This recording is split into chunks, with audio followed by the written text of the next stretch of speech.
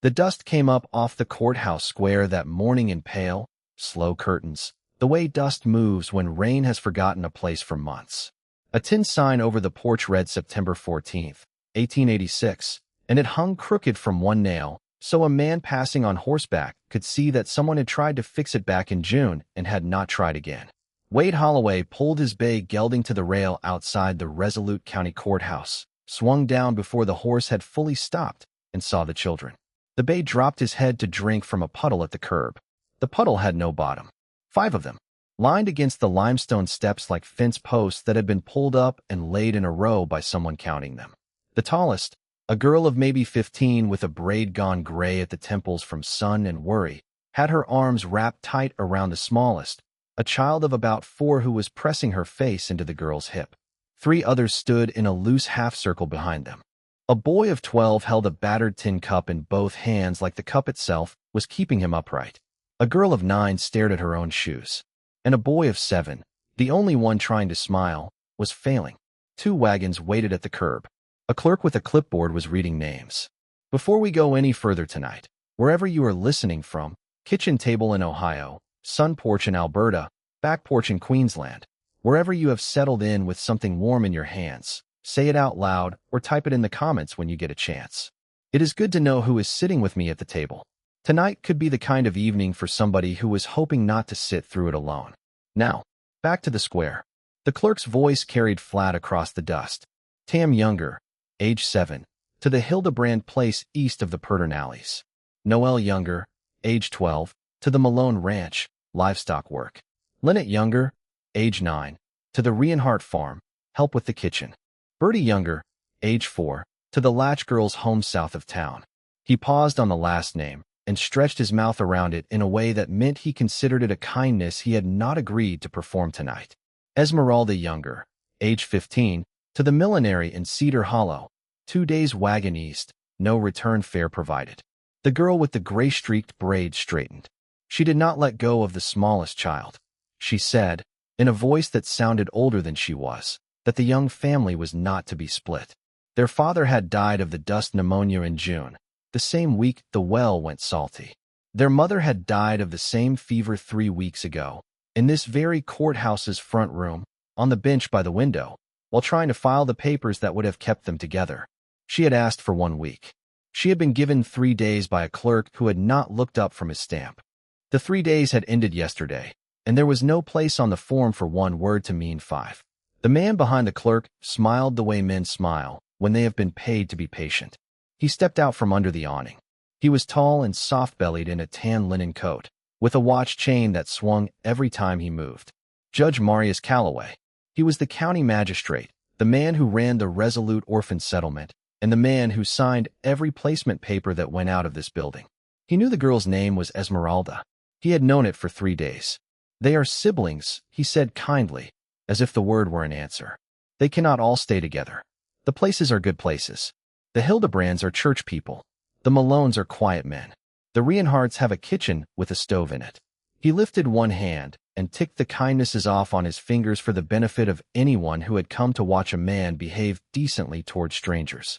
We are doing the Lord's work here, child. Step aside. The girl with the braid did not step aside.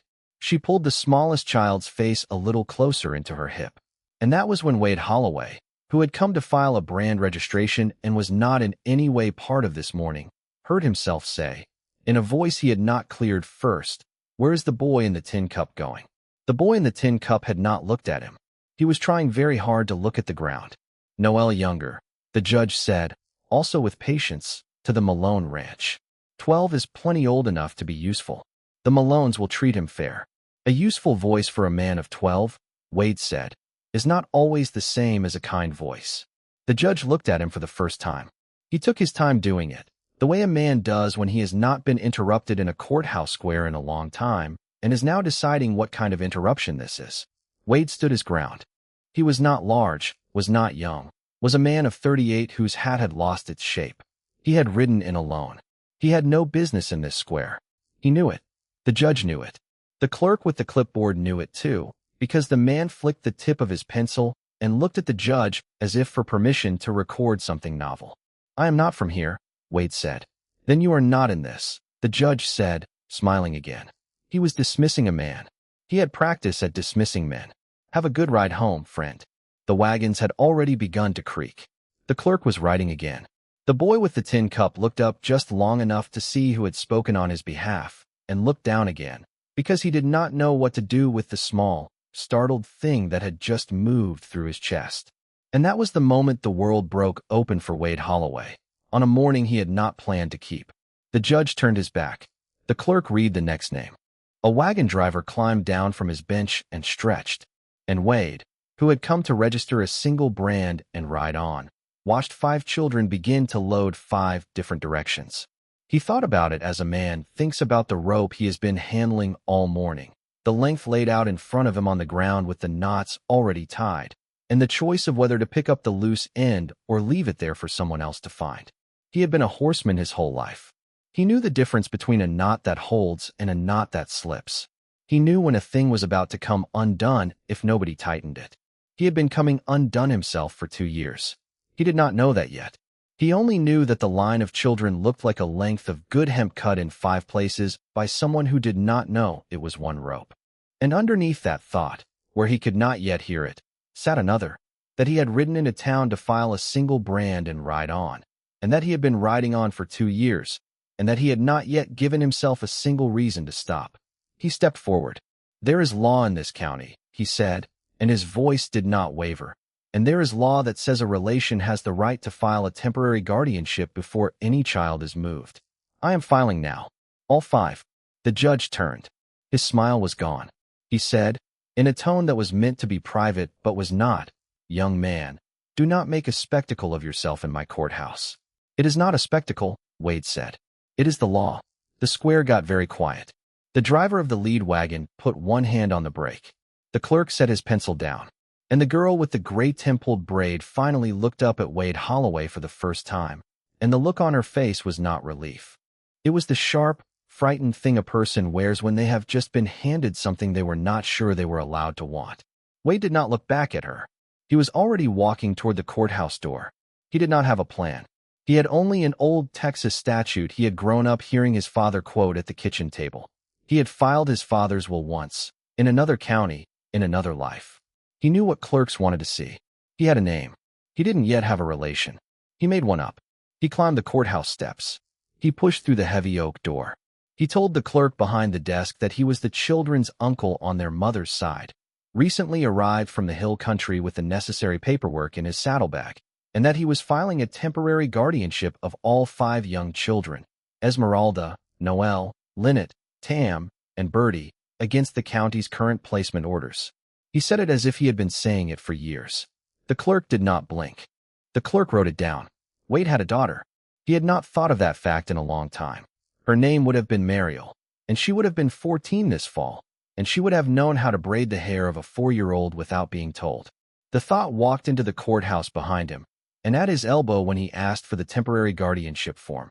The thought of his son Toby, who would have been 4 this winter, who had laughed the way a small bell laughs, climbed the staircase 2 steps at a time, and stood there. The fact of Toby did not break him. It only arrived. Wade let it arrive. He kept walking.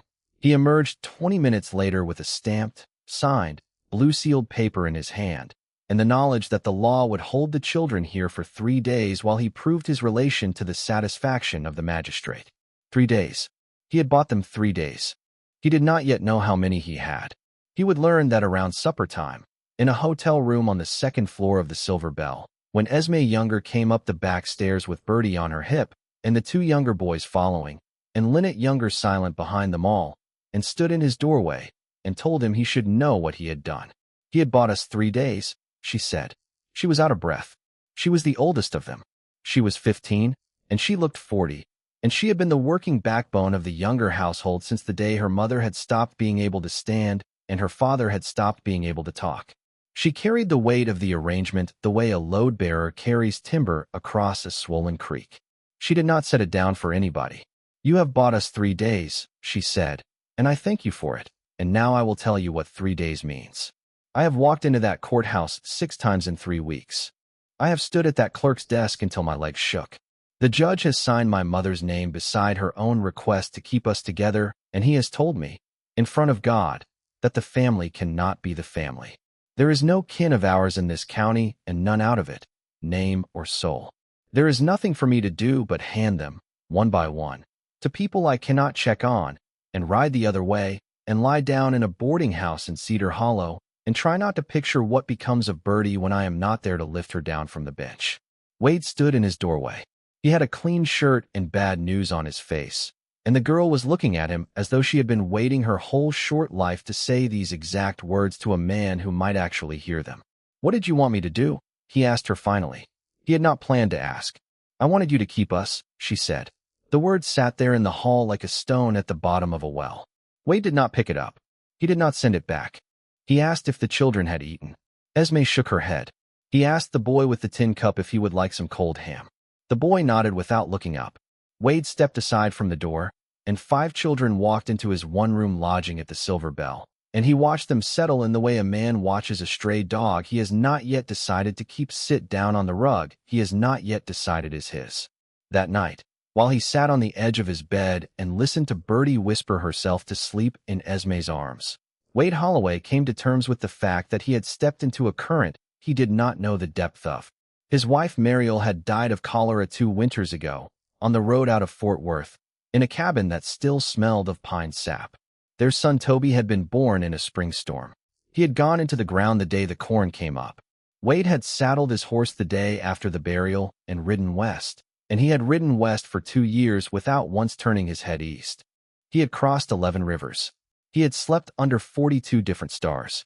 He had been trying to outwalk the one he had lost. He thought he had been succeeding. Funny how the road always brings back what a man is running from, only a different shape, so he does not recognize it until it is sitting beside him in the hay. He sat up most of the night. At dawn he lathered and shaved, and went down to the courthouse before it opened, and asked the clerk for the temporary guardianship form he had filed yesterday.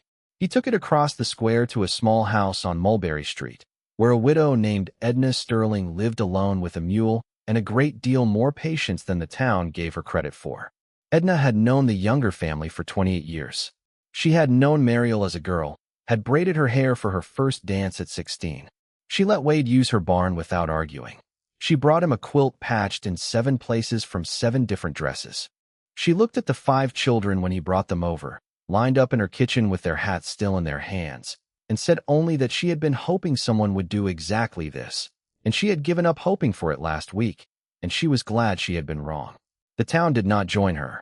The town watched. A man at the feed store said Wade was a fool 5 times in 2 different sentences, and called him a carpetbagger to his face when he came in for salt pork. A woman at the post office told Edna that she was enabling nonsense, and that no man could raise 5 children lost from a homestead family, and that the children would be better off scattered now than ruined later by an idea with no legs under it. By midday, the temperature of Resolute had cooled 2 degrees around the Holloway name, and the children could feel it the way you feel a draft under a door that has been left open in February. Wade did not argue with any of them. He filled out the affidavit of relation in his own careful hand at Edna's kitchen table, with Birdie asleep across his boot to keep the draft from blowing her papers. He wrote to the county seat in San Saba for the family registry book. He wrote a letter to a hill country cousin he had not seen in 11 years, asking for confirmation of a family tie that did not exist on any page of any book he owned. He did not sleep much. He ate the cold ham Esme had packed from her own small sack. He listened to Lynette Younger not speak, day after day, and learned not to ask, because the silence a grieving girl keeps is not for men to fix. It is only for men to leave alone until she is ready. And then, on the 2nd afternoon, the wagon master came back, 1 day earlier than Judge Cowboy had said he would. Now, if you have been listening carefully tonight, you have probably noticed something about Wade Holloway that he has not said out loud himself yet. He does not actually believe he is going to keep these children. What he believes, in the part of himself he has not told anyone, is that he is going to fail, the way he failed his wife and his son, by trying. He believes the failure is built into him by now. Tell me, in the comments, if you have a moment, have you ever known someone like that? Someone who was certain they were going to fail, who tried anyway. The wagon master did not knock on Edna Sterling's door.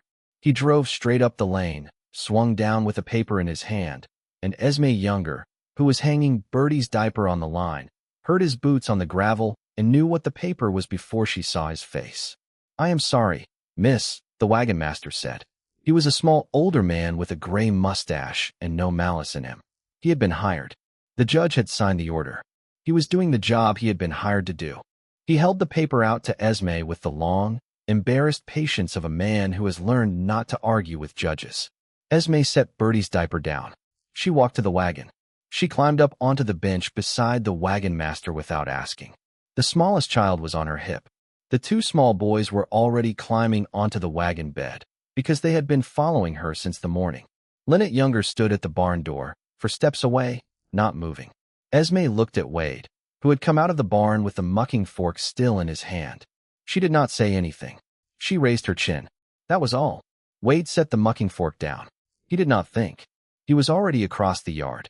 He reached the wagon master in 3 strides, took the paper out of the man's hand before the man had finished offering it, and read it standing in the dust of Edna Sterling's lane. He saw his own name on the 3rd line. He saw Judge Calloway's seal, pressed hard. The wax pushed a little to one side because the man had been in a hurry. He saw the 5 names of the children, listed in order of age, like 5 posts condemned to be driven into 5 separate pieces of ground. He said, "There is an appeal. The relation has been claimed. The county knows of the claim. The children cannot be moved until the appeal is heard." The wagon master said, "I am not the law, friend. The order is the order." Wade said, "Then I am." He put his hand on the wagon wheel. He did not draw a weapon. He did not raise his voice. He stood where he was, in the late afternoon light of a drought year, and looked the wagon master in the eye with the steady, unyielding patience of a man who had caught the loose end of a rope and had decided, in some quarter of his heart he had not known was still alive, that he was not letting go. He did not blink. Somewhere, the mule in Edna Sterling's field kicked once against a fly. The wagon master looked at him for a long time. He was the kind of older man who already knows who is going to win a fight he has not started yet. He climbed down off the wagon. He walked past Wade, past the barn, past Edna Sterling's kitchen window, and hitched a ride back toward town on a passing hay cart. The wagon stayed where it was. The children stayed in it. Wade stayed at the wheel. He would learn, that evening, the full measure of what he had done. He would learn that Judge Calloway had already written to San Saba, on the very day Wade had filed his claim, asking for any record to disallow it. He would learn that a deputy named Bell, a quiet man who had been a schoolteacher in Tennessee before the war, had walked over to the courthouse unasked that morning and quietly reminded the judge that the temporary guardianship statute still had 12 hours on it, and that moving the children before it ran would void the placements entirely. He would learn that the judge had heard the deputy and walked back to his office and stayed there. He would learn these things because Edna Sterling, late that night, sat on the top rail of her fence in the quiet dark and told him. She told him about the placement fees the judge had quietly been collecting from the families of children for the last 4 years, and how every placement kept the judge warm in winter and kept young children separated for the rest of their lives, because 5 placed children are worth a sum that 1 kept family never is. Wade did not want to know this. He sat on the ground beside her fence and listened anyway. He did not pick up the pitchfork of anger and swing it. Anger taken up too soon becomes the kind of fire that burns down the wrong roof, and the children needed their roof. He went back into the barn in the dark. The children were awake. They were waiting for him the way waiting becomes a kind of praying in a place where the last adult a person trusted is no longer in the room. Tam was pretending to sleep, his cheek against a folded gunny sack, his eyes open under his lashes in narrow crescents of dark. Bertie was wide open, curled into Esme's hip with one thumb shut hard against her mouth. Noel was sitting upright in the hay, holding his tin cup in both hands, watching the doorway for the shape of the man who had asked after him 2 days ago in a square, when nobody had asked after him. Wade sat down beside the lantern. He said, "We are not moving tonight." Esme said, "We are not." He said, "I will tell you one thing in exchange." Once. She did not answer. He took it as permission. He told them about Mariel. He talked about a spring storm, and the way the barn on the Little Brazos had smelled after it had passed. He talked about a cabin with pine on the walls.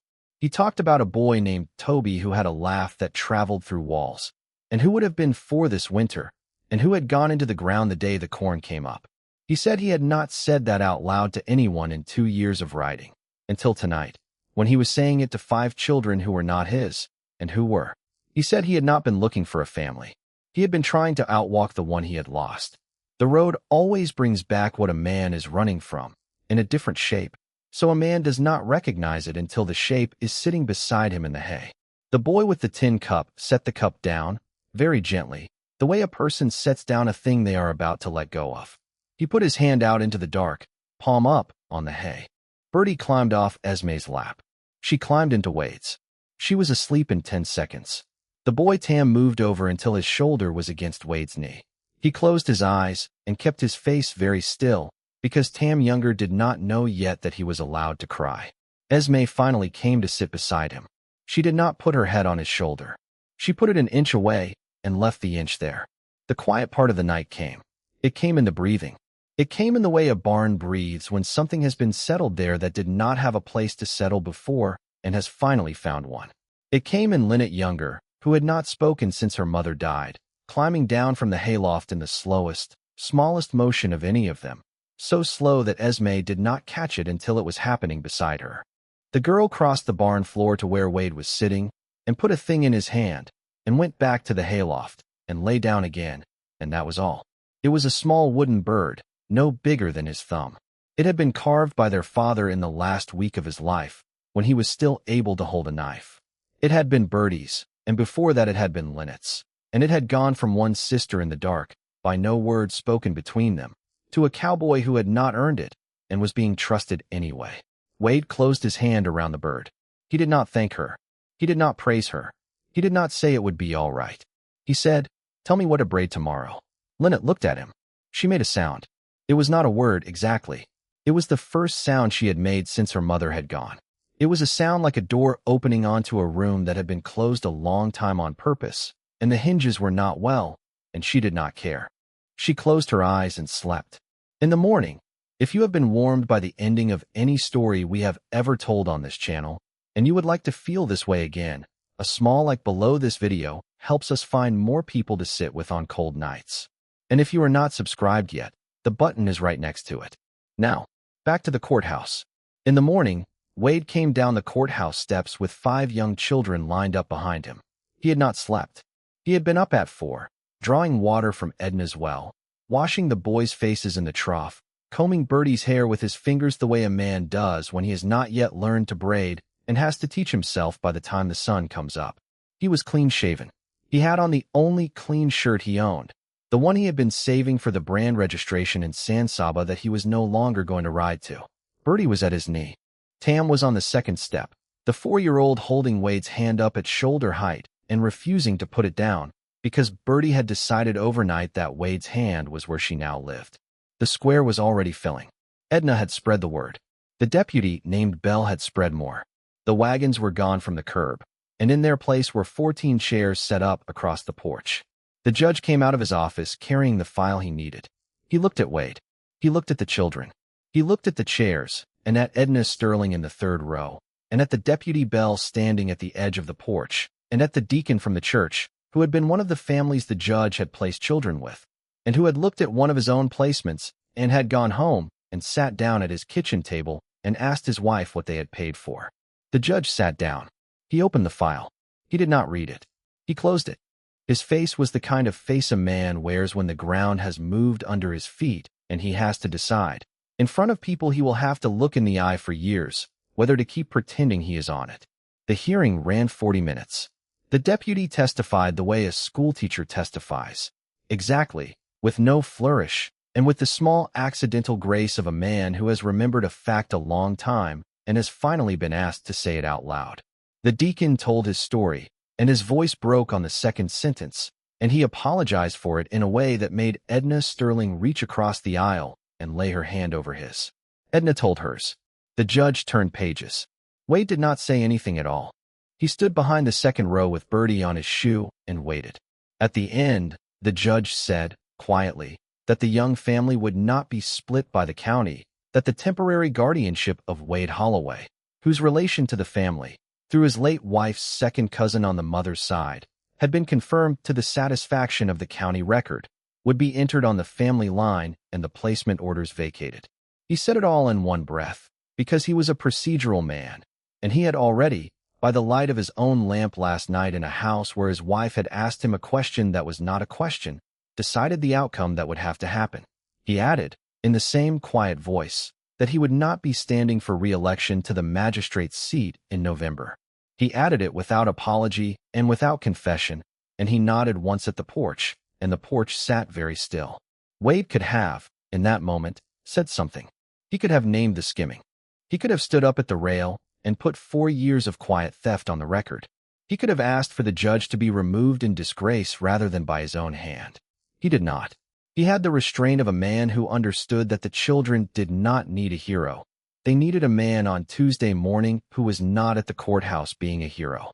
He said only that he thanked the court, and he turned and lifted Bertie onto his shoe again and walked down the steps. Edna Sterling met him at the bottom of the steps. She looked out at the chairs. "That went well," she said, after a minute. "It went better than I thought," Wade said.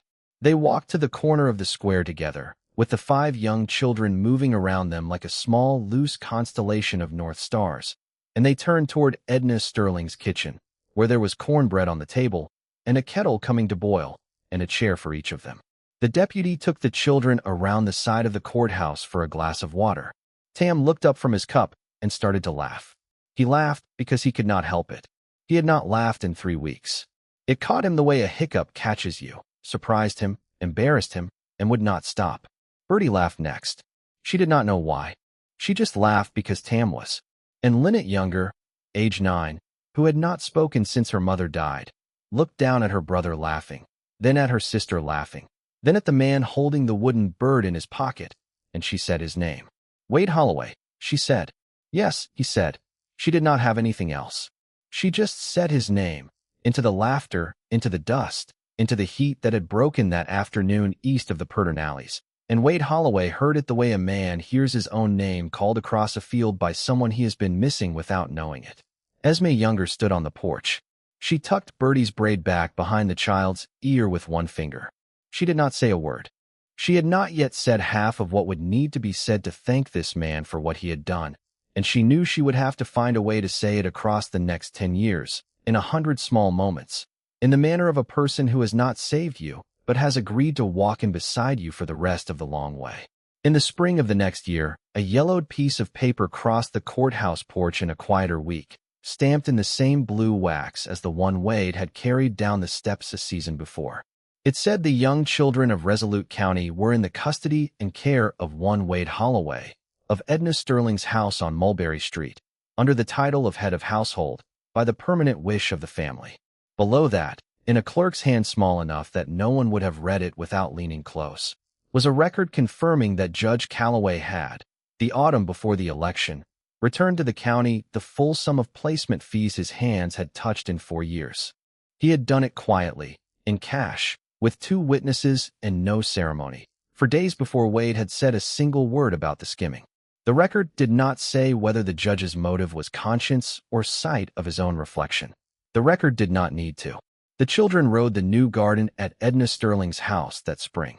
Bertie asked for the wooden bird to hang on the fence post by the gate, so that every person passing on the road west could see that something had been given back. If you sat with me tonight around this small, strange fire of a story, and if you would like one more before you turn the lamp down. Tomorrow night we are riding north with a girl who walked into the only saloon in Laredo in the autumn of 1881 carrying a satchel full of letters she was not supposed to be alive to read. Letters addressed to a brother who had been hanged the summer before for a crime he did not do. And what she did with them in the next 12 hours is something I will be telling you for a long time, because it changed me. Stay warm wherever you are tonight. I will be here when you come back. Good night.